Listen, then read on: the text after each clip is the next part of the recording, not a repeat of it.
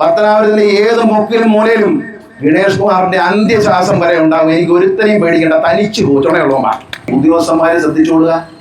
കൂടെ നിന്നാൽ മണിയൊക്കെ അടിച്ച് നിന്ന് അങ്ങോട്ട് മാറിയെന്ന് മണി അടിച്ചോളുന്ന കാര്യം മര്യാദയ്ക്ക് പണി തീർത്തോണം. വീടുപടി ഉദ്യോഗസ്ഥന്മാരുടെ അത്ര പറയാനുള്ളൂ. വിളച്ചിൽ ആരെ തോളി കയറുന്നവരെ ആരെ അച്ചാന്ന് വിളിക്കുന്നതിന് നമുക്ക് വിരോധമൊന്നുമില്ല.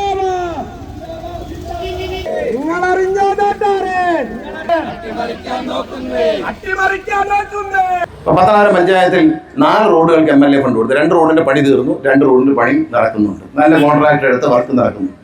ആ വർക്ക് പൂർത്തിയാകുമ്പോൾ ഞാൻ പോകരുതെന്ന് പറയാൻ യവന്മാരാരാ? പത്തനാപുരത്തിന്റെ ഏത് മുക്കിലും മൂലയിലും ഗണേഷ് കുമാറിന്റെ അന്ത്യശ്വാസം വരെ ഉണ്ടാകും. എനിക്ക് ഒരുത്തനെയും പേടിക്കേണ്ട, തനിച്ചു ചുണയുള്ളവന്മാർ. തനിച്ച് ഞാൻ 25 കൊല്ലം തനിച്ചാണ് ഈ മണ്ഡലത്തിൽ പോയത്. തനിച്ചു ചുണയുള്ളവന്മാർ.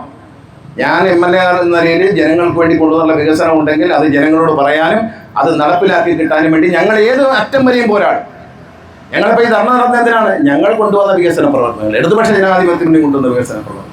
അത് തടസ്സപ്പെടുത്തുന്നവരെ എതിർത്ത് തോൽപ്പിക്കും. ഉദ്യോഗസ്ഥന്മാരെ ശ്രദ്ധിച്ചോളുക.